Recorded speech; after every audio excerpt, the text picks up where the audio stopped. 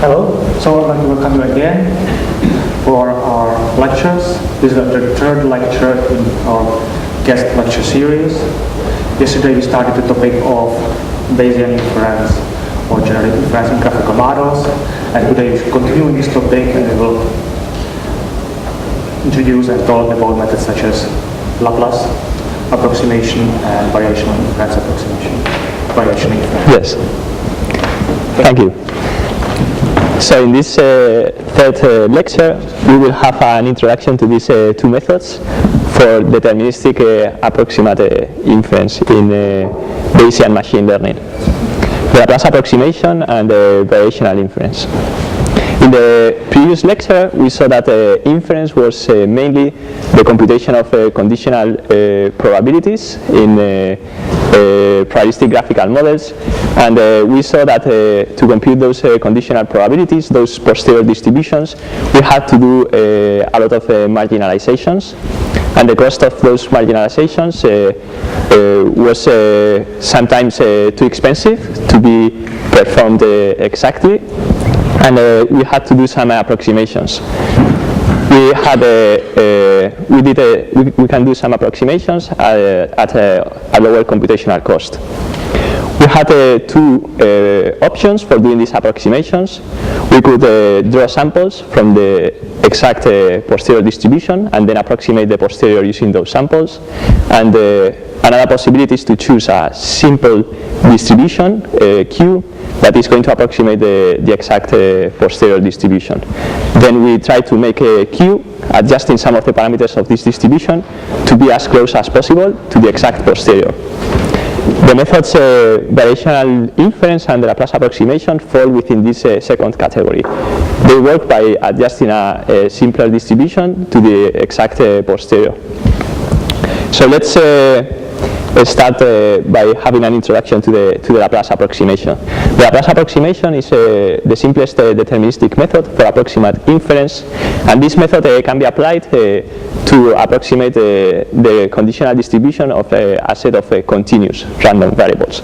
We won't be able to apply this method to approximate any conditional distribution that includes some discrete random variables. So this means that we can apply it to probabilistic graphical models that include continuous and discrete random variables, but we will only be able to work with the conditional distribution of the continuous random variables in the model. So in these probabilistic graphical models that have continuous random variables, we'll have that the joint distribution will be expressed as a product of simple factors, and those factors that depend on the continuous random variables will be usually simple parametric functions. This is an example of a probabilistic model that includes these discrete and continuous random variables. It is a probit regression model, and in this case we have several data instances. For each data instance we have a vector of features x and a binary label y, which can take values 1 and -1. In this case, given some data set of data with instances that include the features and the labels, we would like to use that data in order to identify patterns relating the features to the labels, and then using those patterns to make predictions in some test set for which we don't have the labels. To solve this problem using Bayesian machine learning, we follow this model-based approach. We propose a probabilistic model that explains how the data is generated. In this case, we assume the following model for the generation of the labels. We assume that there is a hyperplane specified by the vector w that separates the points that have a label equal to 1 and a label equal to -1. Because it may happen that the data is not linearly separable, this hyperplane will make errors in the observed data, and to capture this possibility, we add some additive noise, which follows a Gaussian distribution when we compute when we evaluate the site on which the data point is on the hyperplane. Basically, we move the decision boundary of the hyperplane randomly according to a Gaussian distribution, and that will introduce some additive noise. That will introduce some noise in the labels. So we assume this generative process for the data, and that generative process will produce a conditional distribution for the labels given the features. It's given by this expression. Basically, we have to compute the probability of the label given the hyperplane and the features, and that probability, the probability that the label takes value 1, for example, is the probability that this random variable is positive. This random variable is just a Gaussian random variable that has mean w, the dot product of w and x, and it has a variance sigma squared. So it can be shown that the conditional probability of y is just the cumulative probability of a Gaussian distribution with mean 0 and variance sigma squared evaluated on this number. This is the cumulative distribution of a Gaussian, which is also called a probit function, and that's the origin of the name of this model. So the corresponding graphical model for this model is shown in this figure. It is just a Bayesian network which has 2 nodes. In this case, the random variables are the labels and the weights of this hyperplane. We assume that the features are deterministic, they are fixed, and that's why we use just a dot to represent the node for the features. We don't use a big node. We have some hyperparameters, the noise, the balance of the Gaussian noise, which is also assumed to be fixed and known, and also the width of this Gaussian prior, which is a spherical multivariate Gaussian for the weights. We have this Bayesian network. The labels are observed, and we have a total of n different data points using this plate notation. So this Bayesian network will specify a joint distribution for W and Y, which is just obtained by the chain rule of Bayesian networks. We multiply the conditional probability of each node given its parents in the network. The parents of Y would be W and X, and then we multiply by the probability of W, which given its parent alpha, which is just a Gaussian. And this would be the likelihood, which is specified by this formula. So we have this probabilistic model, and we would like to make predictions. For that, we will have to make inference on W. We will have to compute the posterior distribution on W once we have observed the data points. Once we have observed the labels and the corresponding features. For that, we can use Bayes' theorem, which tells us that the posterior is just the joint distribution, the product of the likelihood and the prior, divided by a normalization constant. And this normalization constant, as I mentioned in the first lecture, could be used to do model selection. If I have different models, for example, models with different values of these hyperparameters, I could evaluate the normalization constant, basically the probability that each of these models gives to the data, and then select the model with the highest value of this normalization constant, the model that makes the data which is more likely, and that model should expect to perform better we should expect that model to perform better in the test set for making predictions. To make the predictions, we have to compute a predictive distribution on the new and labeled test instances. And that predictive distribution is just the likelihood for the new data point, assuming that we know W. This factor is just given by this expression. And we have to marginalize that with respect to the posterior to eliminate the dependence on W. And we get the predictive distribution. Given that I see a new data point with a particular feature vector, I get a distribution for its corresponding label, given that the data points I have seen so far. This shows a sample from this probit model generated by a hyperplane W, is shown by this line. The problem is that these computations, the normalization of this posterior distribution and the computation of this predictive distribution, marginalizations of the likelihood with respect to the posterior, are going to be too expensive to be performed in practice. This is a high-dimensional integral, and we won't be able to compute this analytically. So we will have to do some form of approximation to do this.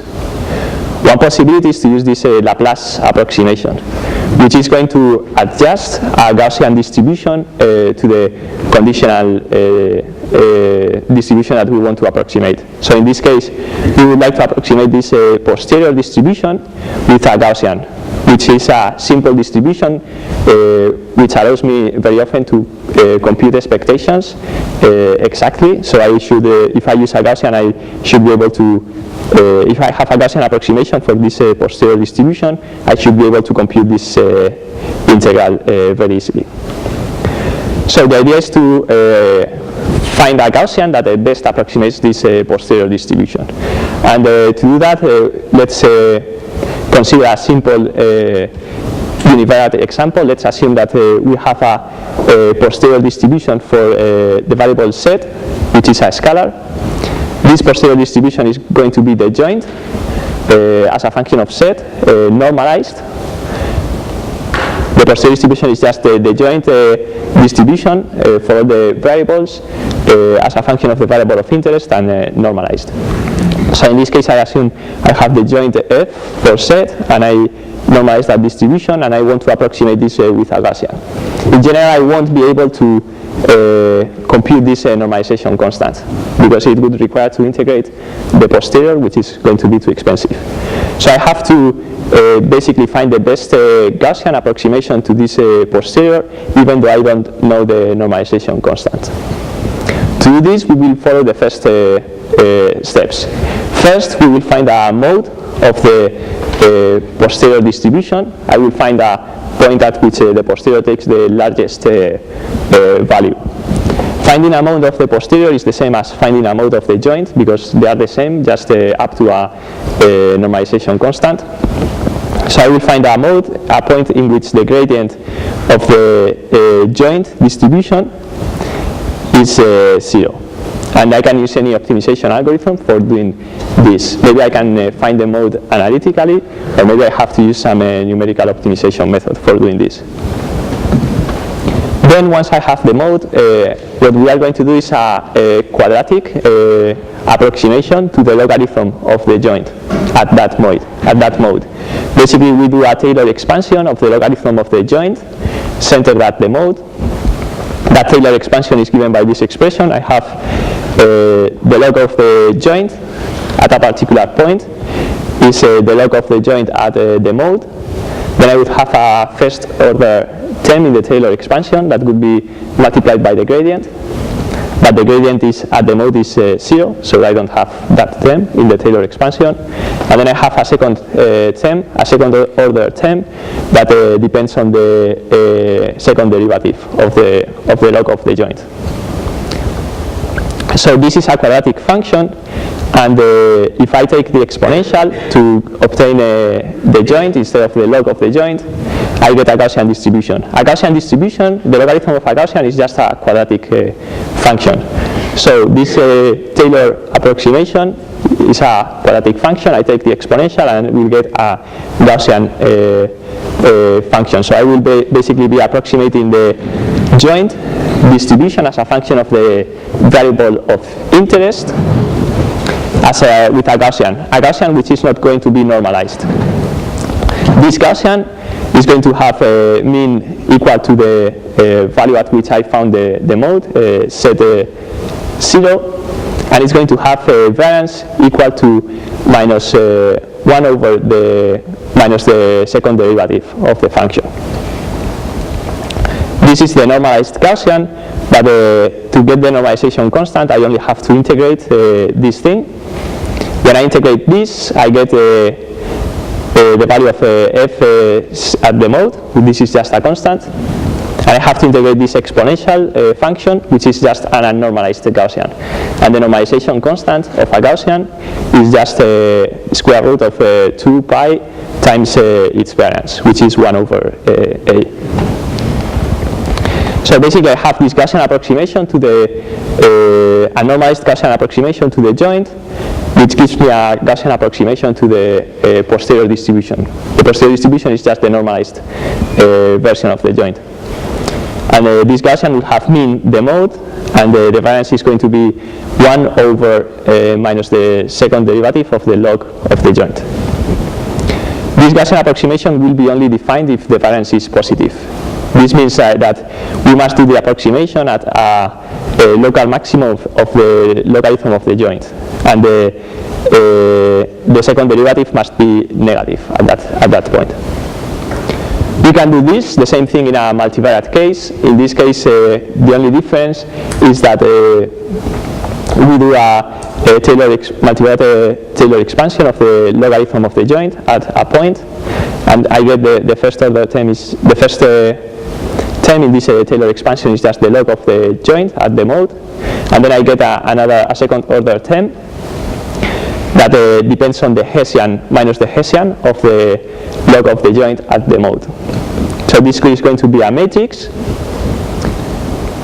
and I can do the same as before. I take the exponential of this, I get the joint, and I get a quadratic function on the vector set. This is going to be a multivariate Gaussian distribution with a mean the value of set at the mode, and the covariance matrix, the inverse of this minus Hessian of the log of the joint. To get an estimate of the normalization constant of the joint distribution, I just have to integrate here, and I get the constant which is equal to the value of the joint at the mode, and then the normalization constant of a multivariate Gaussian. The normalization constant of a multivariate Gaussian is just the square root of 2 pi raised to the mth power if it is an m-dimensional Gaussian, and we divide by the determinant of this matrix A. So I get a Gaussian approximation with mean the point that maximizes the joint, and covariance matrix the inverse of the minus Hessian of the log of the joint. When I do this, this matrix has to be positive semi-definite for this approximation to be valid. This means that set 0, the point the maximum the point at which I'm doing the approximation must be a local maximum and not a minimum or a saddle point. Yes. Could we assume that Z0 is the mode? Yes. So if you assume if it is the mode, you wouldn't have a problem. The thing is that when you implement this in practice, you will have to do some numerical optimization method, and that method may fail to converge to a mode, or you might have some problems, and you might think that you are at one of the maximums of the distribution, but this might not be the case. So that's one of the disadvantages of this method. You very often might think that you are one of the maximums of this joint, but this might not be the case, and finding a maximum can be very difficult, and you have to take this into account. I see. So the condition is satisfied in theory, but in practice, that might not be the case, and you might have some numerical problems also, because if the function you are optimizing is high dimensional, very often you will get a value for this Hessian that is not a positive semi-definite, and you have to take this into account when you implement this method. That's one of the disadvantages of this technique. So this shows an example of this Laplace approximation. You have a joint distribution as a function of a set. This is a normalized distribution, and it doesn't have to integrate one. You take the logarithm of that function. You find the mode, which could be located here, and you do a second order Taylor approximation. You get basically a quadratic function such that at the mode, the first and the second derivatives of this quadratic function are the same as the first and second derivatives of the log of the joint. Then you take the exponential, and then you get the original joint distribution and the Gaussian approximation. So let's see how we can do this to the probit regression problem.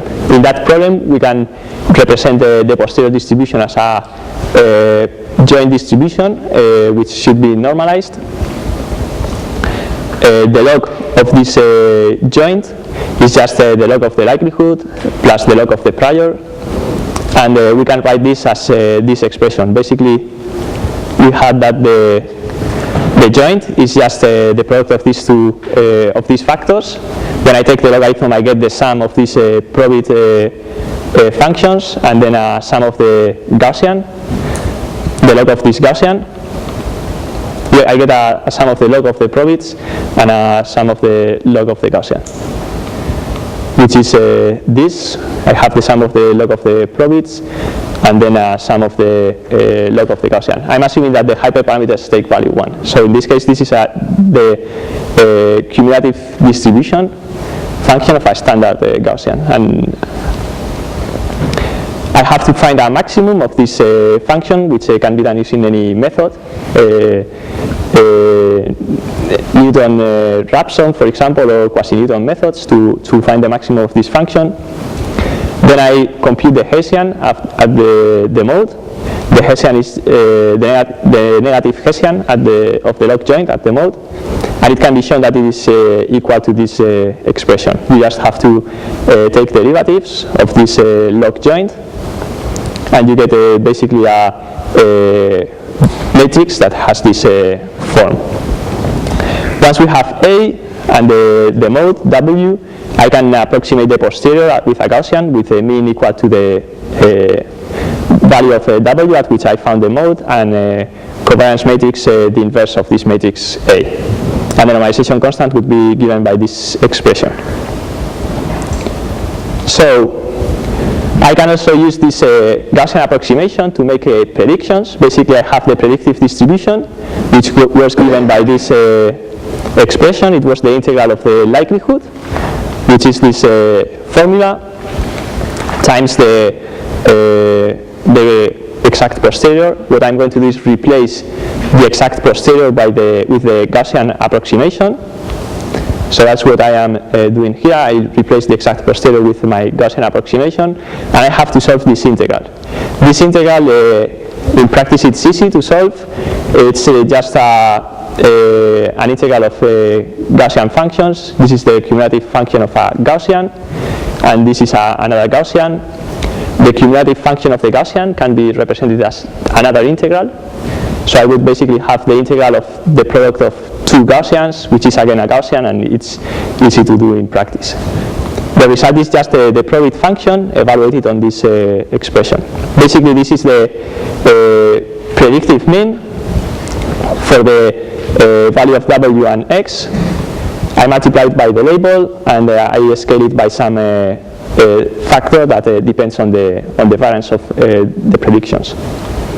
So this is basically the formula I can use I get for make predictions using this Laplace approximation.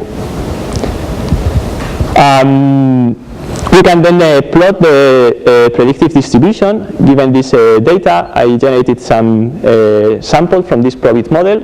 We can compute the predictive distribution, which is just the probability that, for example, that the label takes value 1. I assume that 1 is blue in this case. So these contours show the value of the predictive distribution, and we see that when I am close to the blue points, the predictive distribution takes very high values, close to 1, indicating that the probability that the label takes value 1 is very high. If I am in this other region, it takes very low values. The probability that the label takes value 1 is low. And the amount of uncertainty, how close the predictive distribution is to 0.5, it is highest around the decision boundary of the hyperplane that was used to generate the data. This was the hyperplane that was used to generate the data, and the uncertainty is highest in this region. There is something very important which makes a difference of this method with respect to a map approach. Probably you are familiar with a map approach where you just maximize the log of the logarithm of the likelihood, adding some regularization, which would be just maximizing this joint. I could maximize this joint with respect to W. I would get a point estimate of W, and I could use that to make predictions. If I do that, I could compute a predictive distribution which wouldn't include this term here. I get this term because of the uncertainty I have in W given by this Gaussian distribution. If I don't include this term, I have that the contour lines of this predictive distribution will be straight lines. And I wouldn't take into account that when I am far away from the data, if I am in these regions or in these regions, the amount of uncertainty that I have in my predictions should be large. The predictions in those regions should be close to 0.5. With the Laplace approximation, you can see that the predictive distribution gets closer to 0.5 when I go away from the data points. And that's a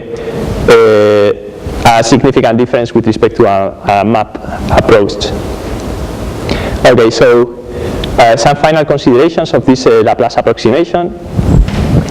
The mode of the log of the joint can be found using a numerical optimization method. It's very useful, and it is simple to implement.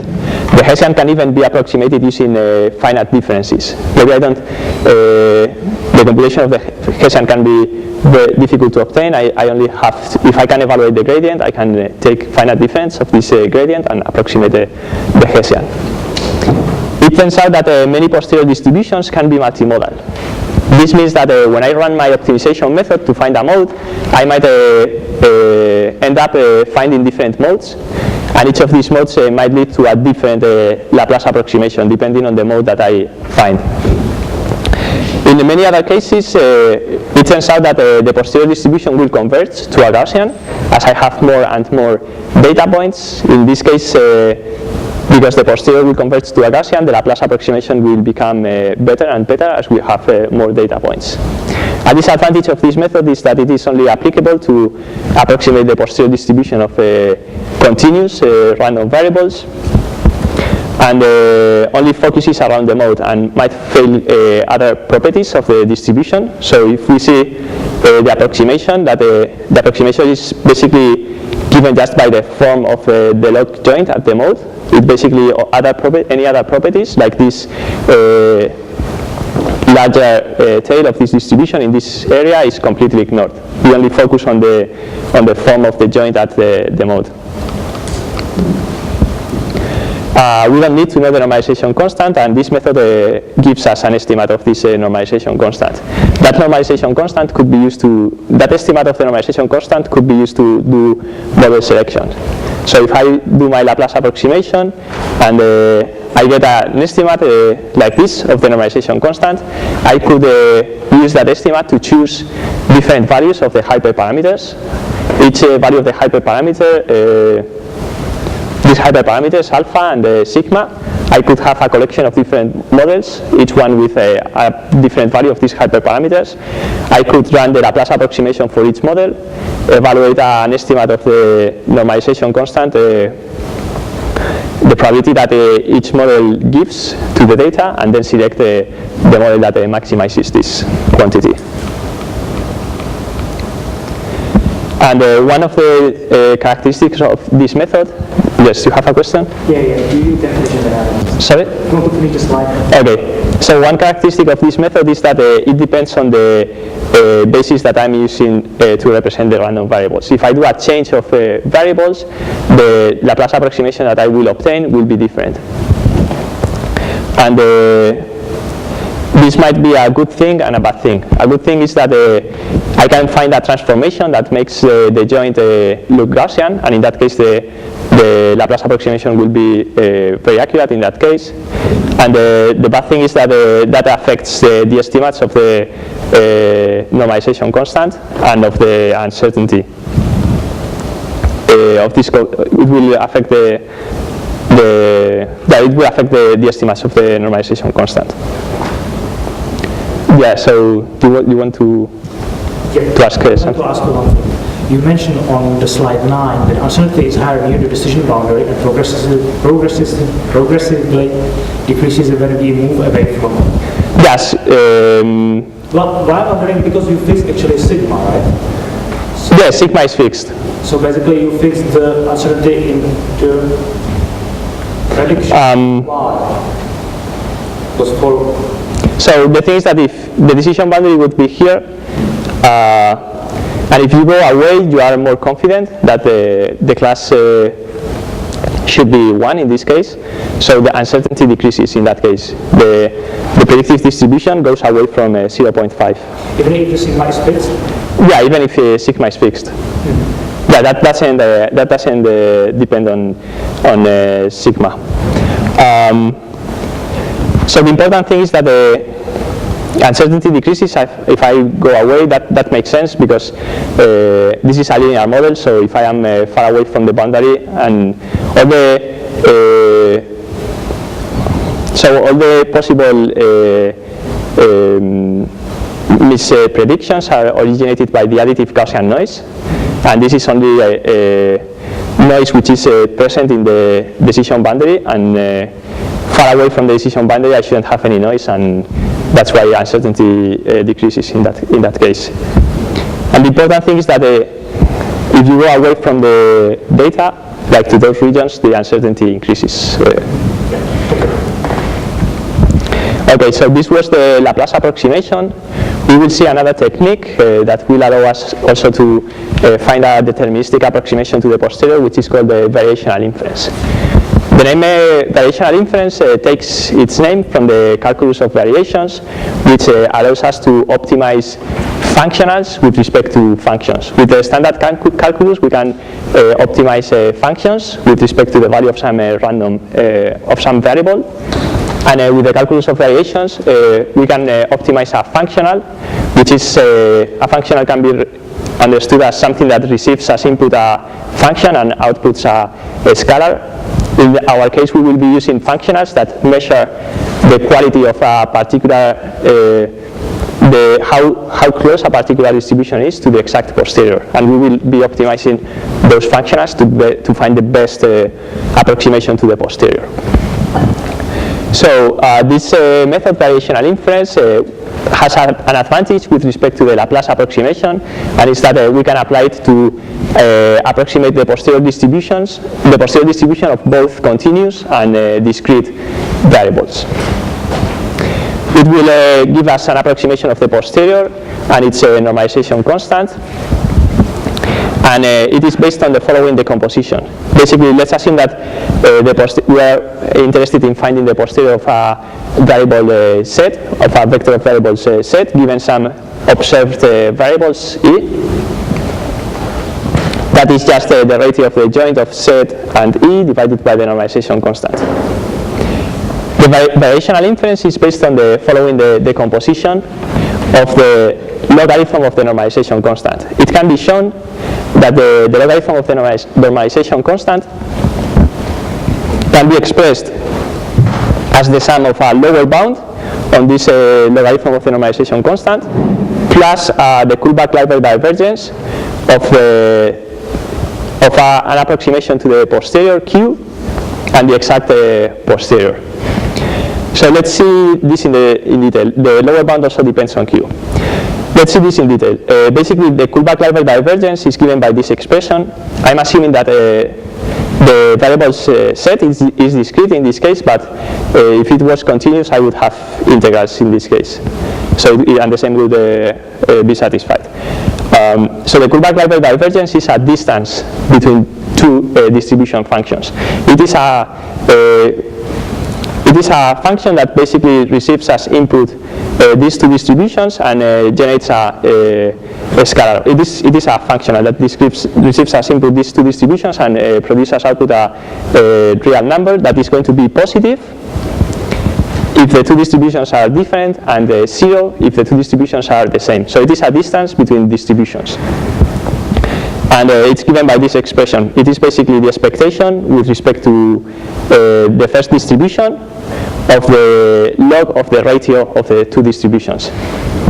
If the two distributions are the same, this ratio is 1, and the logarithm will take value 0, and the expectation will be 0. So this distance will be 0 if the two distributions are the same. And then we have the lower bound, which is given by this expression. It is, if you have a look at them, they are the same. The only difference is that the sign, I don't have the minus here, and I have the joint in this case instead of the exact posterior distribution. If you sum these two things, basically the minus is going to cancel all, because one is the positive and the other one is the negative. They are going to, most of the terms that I get are going to cancel, except the normalization constant of this posterior distribution, which is going to pop out. I'm going to obtain the logarithm of the normalization constant, which is what results when I sum these two terms. When I work with this decomposition, basically the Kullback-Leibler divergence is going to measure the distance, or the fit of the posterior approximation to the exact posterior, and the lower bound is going to approximate the logarithm of the normalization constant. In general, I will only be able to evaluate the lower bound. This Kullback-Leibler divergence, I won't be able to evaluate it because it depends on the normalization constant, and I usually don't know that value. So this decomposition is illustrated in this figure. Basically, we have the red line represents the logarithm of the normalization constant, and it is decomposed as the sum of the Kullback-Leibler divergence between Q my posterior approximation and the exact posterior, and a lower bound on the logarithm of this normalization constant that also depends on Q. If I optimize Q to minimize the Kullback-Leibler divergence, basically, or to maximize the lower bound, I'm basically making this blue line go up. The value of my lower bound becomes closer and closer to the logarithm of the exact normalization constant. So that's what we are going to do in variational base. We are going to maximize this lower bound or minimize the Kullback-Leibler divergence in order to adjust Q so that it is as close as possible to P, to the exact posterior, and the lower bound is going to approximate the normalization constant in the exact posterior. So variational variational inference is going to minimize this Kullback-Leibler divergence or maximize the lower bound, and this holds when Q is equal to the exact posterior. If Q is equal to the exact posterior, the lower bound becomes exactly the logarithm of the normalization constant, and the Kullback-Leibler divergence is 0. The problem is that in practice I won't be able to work with the exact posterior, and what we are going to do is just select a particular parametric form for this approximation to the posterior, for example a Gaussian. I can choose Q to be a Gaussian, and that Gaussian is going to depend on some parameters, a mean vector and a covariance matrix, for example. Those parameters can be represented as theta, and I will be able to compute this lower bound analytically, and I can maximize that lower bound. The lower bound becomes a function of the parameters of the posterior approximation and can be optimized using some nonlinear optimization techniques like gradient descent, for example. There is another alternative, which is instead of constraining Q to belong to some family of parametric distributions and optimizing the parameters of those distributions, I can just say, okay, I'm just going to assume that Q factorizes with respect to some partition of the variables of interest set. So I'm just saying, I want my Q to be simple. I represent simplicity just by a factorization. I represent my approximation as a product of several factors, and that's the only assumption I make about this posterior approximation. Then I can minimize the Kullback-Leibler divergence or maximize the lower bound as a function of these factors. I can search or look for the optimal form of these factors that maximizes the lower bound. This method is known in the literature as a variational mean field. And to solve for the optimal factors, we only have to replace this form for Q in the function for the lower bound. The lower bound is this one, so I only have to say, okay, Q is going to factorize across some subsets of a set. So instead of Q, I'm going to have here a product of several factors, and the same in this case. That's what I get. If I do that, I have the product of the Q's, I have the log of the joint. The log of the joint is this one, and then I have minus the log of Q, which is expressed as a sum of the log of the factors. Then if I want to optimize this lower bound as a function of one of the factors, I can separate the contribution of the jth factor and all the others. Basically, I multiply this log of the joint by all the other factors except the jth one, and I sum across all the values of a set except the jth one. So I introduce the sum here. I leave the sum over jth in this case out, and then I do the same here. I'm just summing out all the with respect to all the partitions of set that are different from the jth one. I will get entropy terms, basically the expectation of the log of a distribution with respect to that distribution minus the log of a distribution with respect to that distribution is going to be the entropy, which is going to be a constant that doesn't depend the entropies of all the other factors that are different from the jth one doesn't depend on the jth factor, so those are constants, and I get just this term corresponding to the jth factor. Then basically I represent this term in brackets by this, I say it is equal to the log of some distribution. And if we have a look at this resulting formula, this is just a negative Kullback-Leibler divergence between two distributions, between the jth factor and this other distribution p hat. Because it is a negative Kullback-Leibler divergence, basically this is the expectation with respect to q of the log of p divided by the log of p divided by q. And the Kullback-Leibler divergence is the same thing but with a minus in the front. It is the expectation of q with the log of some distribution and divided by q. So here it is the same but without the minus sign. It is a negative Kullback-Leibler divergence between these two distributions, the jth factor and this p hat, and it will be minimized when they are the same. Basically, they are minimized. The optimal form for this jth factor is just the exponential of that. That jth factor is going to be the exponential of the expectation of this log. Of this is going to be the expectation of this. It's going to be the exponential of this log of p hat. So it is going to be the same as p hat, and p hat is just the expectation of the exponential of the expectation of the log joint with respect to all the other factors. So I take the log of the joint, I take the expectation with respect to all the other factors that are different from the jth one, I compute the exponential of that, and that is going to give me the optimal form for the jth factor.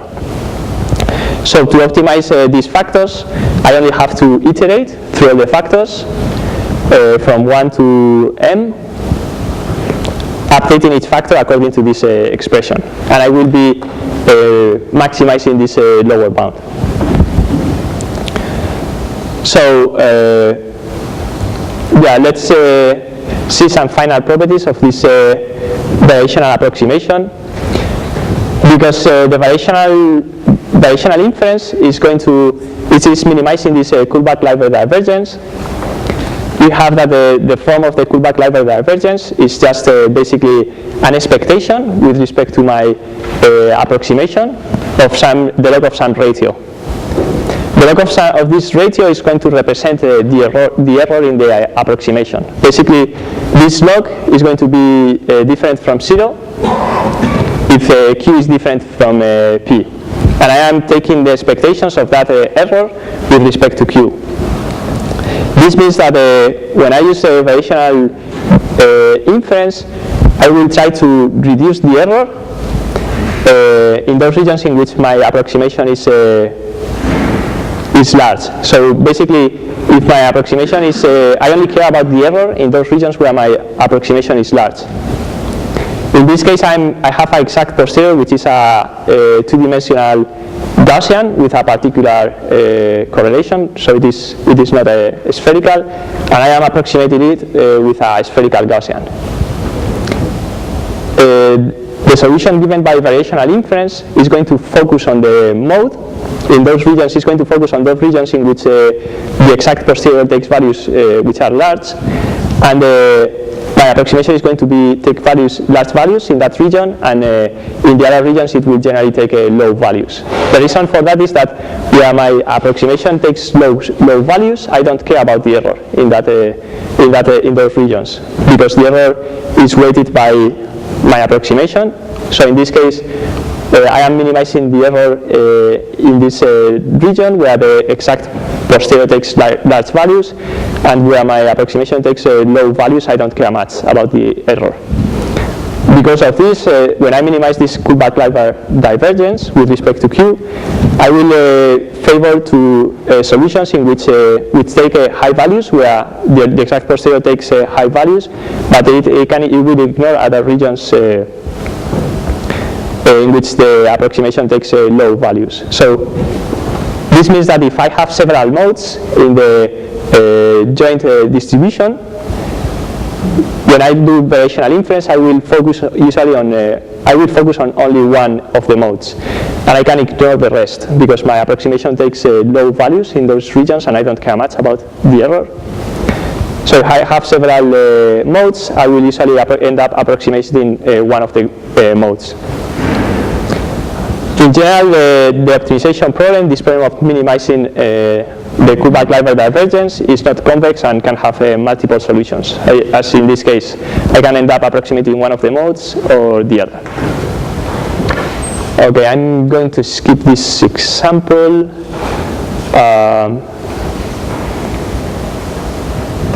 Yeah, let's have a look at how we can use this variational inference technique to infer the posterior distribution of some mean and some precision of a Gaussian, given some sample from that Gaussian.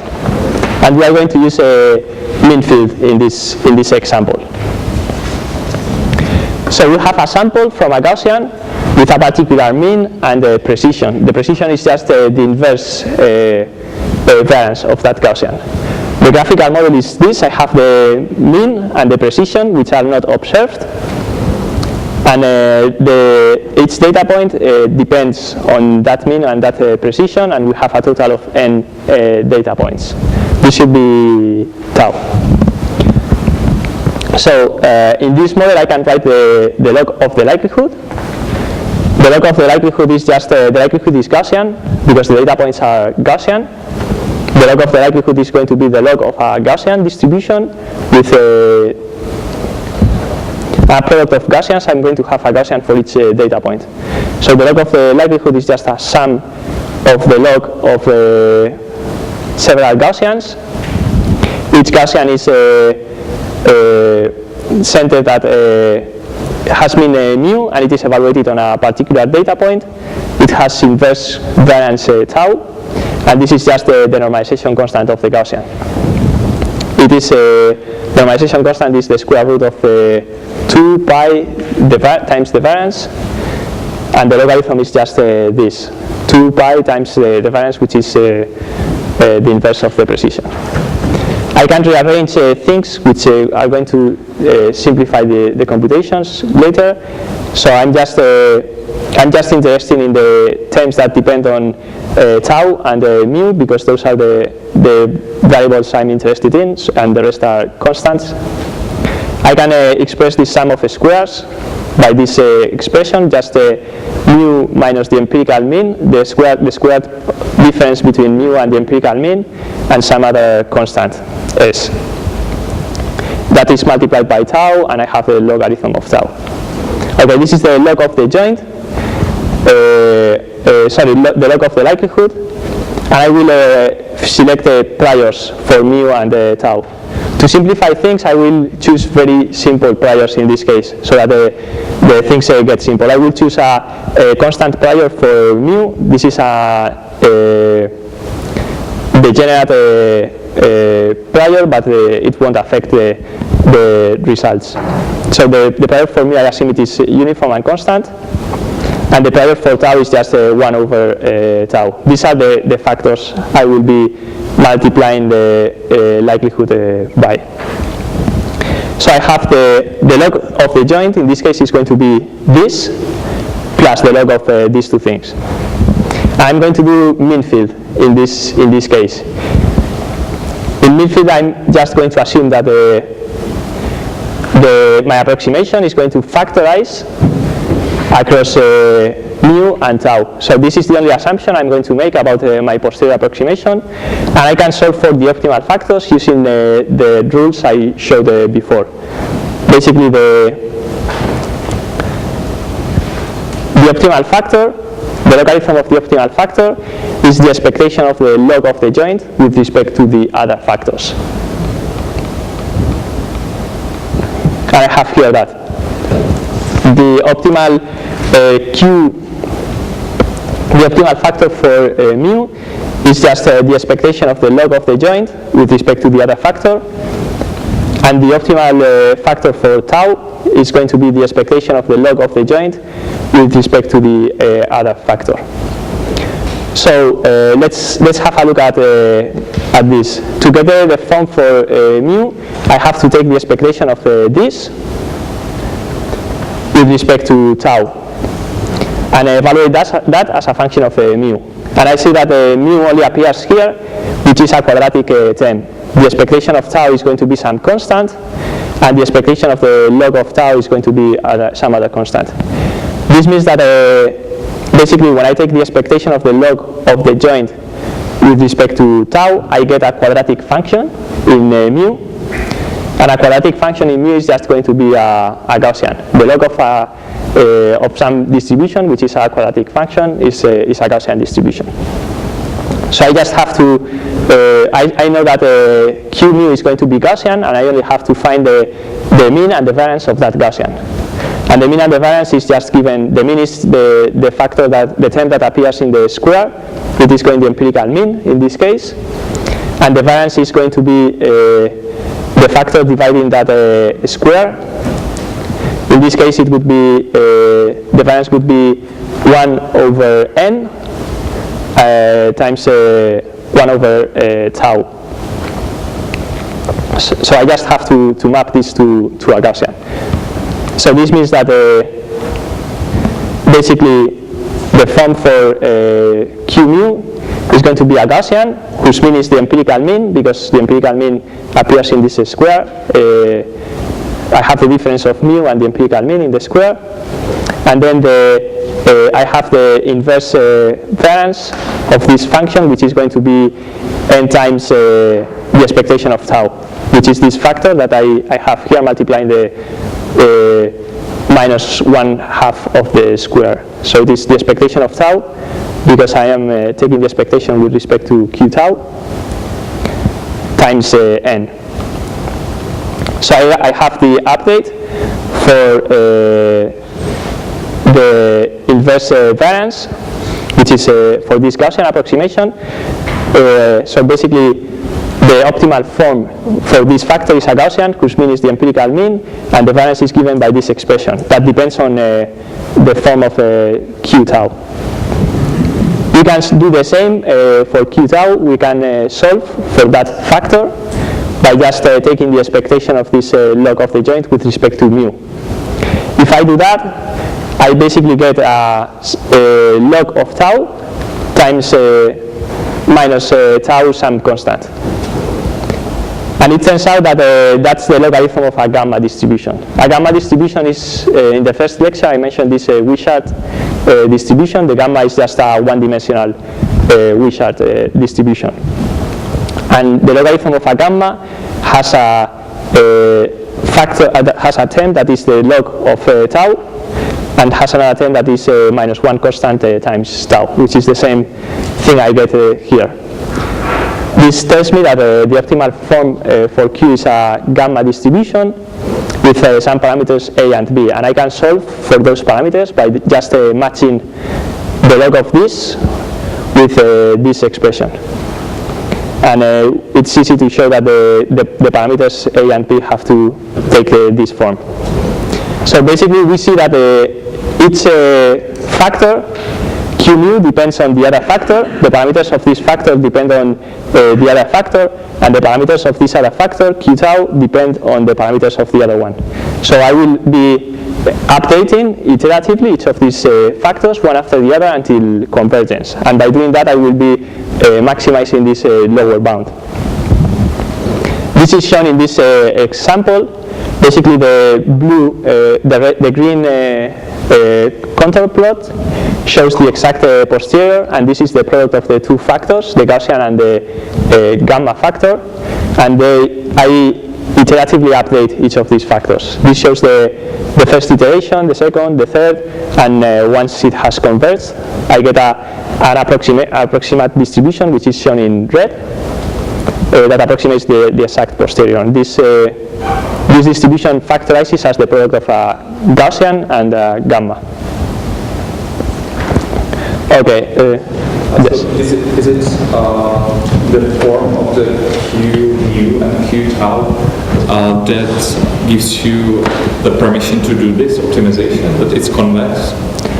Iteratively, you know. So it depends. In general, it depends on the operational problem. Some of the problems will be convex and others not. So I think in this case it is you only have a single solution, but it depends on the problem. So if in more complicated problems you might have multiple solutions, But and it won't be. Analyze this. What it tells me? What tells you about what? About What tells me that it's a convex problem? This. You would have to evaluate the lower bound. Given these factors, you can evaluate the lower bound. I am avoiding to evaluate the lower bound. I'm just getting the update rules without evaluating the lower bound. You can evaluate the lower bound, which is going to be by, it is this expression. You basically replace Q by the product of Q tau and Q mu, here, and you get basically an analytic expression for the lower bound. Then you can, if you want to see if the problem is convex, you would have to compute the second derivative and then see if it is positive everywhere. So you would have to, by working with the lower bound, you can get some insights about the problem. Okay, thank you very much. May I have another question? Yes. Maybe it's similar, but in this example, you decompose it to factors that depends on mu and on the variance and Yeah. on the mean. And we know that in Gaussians it's independent. So basically, it's very well, it converts very well because. Yeah, this is. Yeah. What happens if we decompose it like this, and in fact the two things are not independent? Yeah. When you select the form for Q to factorize as this, you are assuming